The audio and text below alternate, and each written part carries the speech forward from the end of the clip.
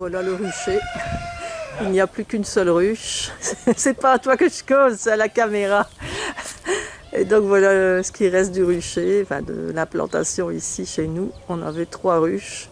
Et vous voyez derrière tous les corps de ruches, les hausses, les toitures. Attendre les prochaines divisions. Ça vole, ça vole. On est le 19 février, c'est ça? Ouais. Et au soleil, il fait 18 degrés. Et évidemment, nos amis sont de sortie. On va regarder si elle rentre déjà du pollen. Je n'ai pas vu. Perce-neige peut-être, crocus, on a de la bruyère.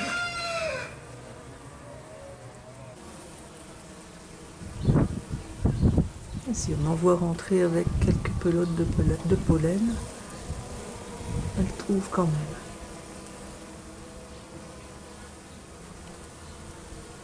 Il y en a une qui est rentrée. Regarde celle-là. Elle est toute rouge, avec des grosses pelotes. Regarde. Ah oui, celle-là. Elle est bien chargée, les corbeilles bien remplies. Ça, c'est du crocus orange comme ça.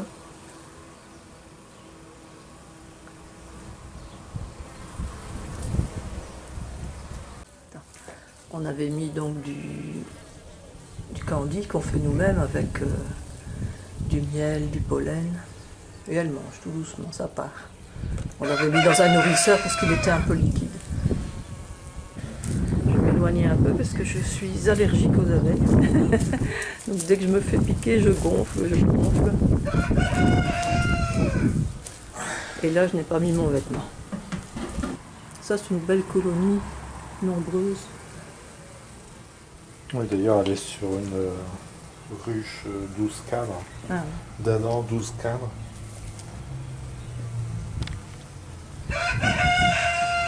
Et cette année, nous n'allons pas faire de miel avec cette ruche. On va surtout essayer de la diviser.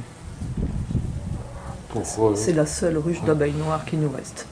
Pour reconstituer notre cheptel et aller faire féconder les reines avirelles. Donc ça, c'est le projet de cette année. On va regarder un peu le plancher.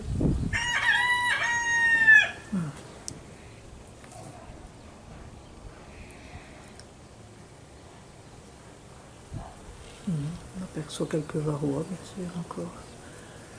Malgré le traitement à l'acide oxalique. Donc ça va être aussi notre cheval de bataille cette année. La lutte contre le varroa.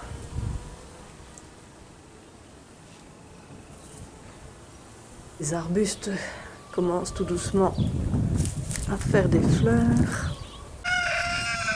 Ici, on a la viorne thym qui est presque éclose. Les petits saules marceaux, c'était des branches qu'on avait repiquées. Eh bien, on voit les petits chatons qui arrivent.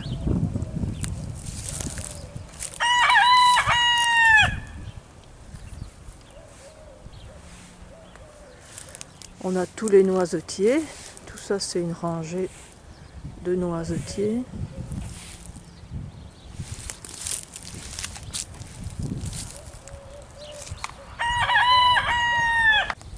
Monsieur et Madame Braquel, race belge.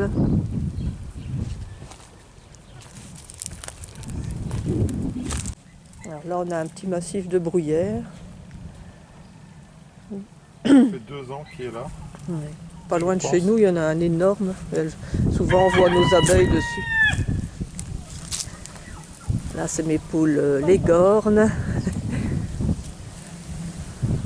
Là-bas, il y a un petit coq tournaisien, malheureusement handicapé à cause de la maladie de Marek. Saleté cette maladie. Le moyen de s'en débarrasser. Les vaccins ne sont pas efficaces, les médicaments non plus.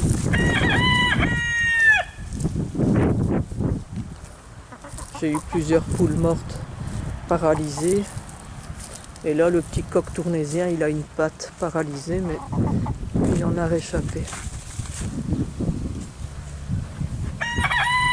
Et je pense que ce sont ces 2 poules que j'avais sauvées de l'abattoir qui ont transmis la maladie et que Les poules peuvent être porte saines. Et c'est vrai que c'est depuis que je les ai introduites dans mon élevage que j'ai eu l'élevage décimé. Ça, c'est un petit coq que j'avais, qui est né en couveuse. Donc j'avais mis des œufs en couveuse et j'ai eu 2 bébés. C'est Monsieur Piouk. Malheureusement, la femelle, Chip, elle est décédée aussi de la même maladie.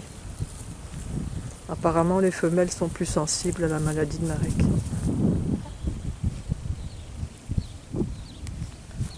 Et ça, c'est mon gros coq, le coq reproducteur.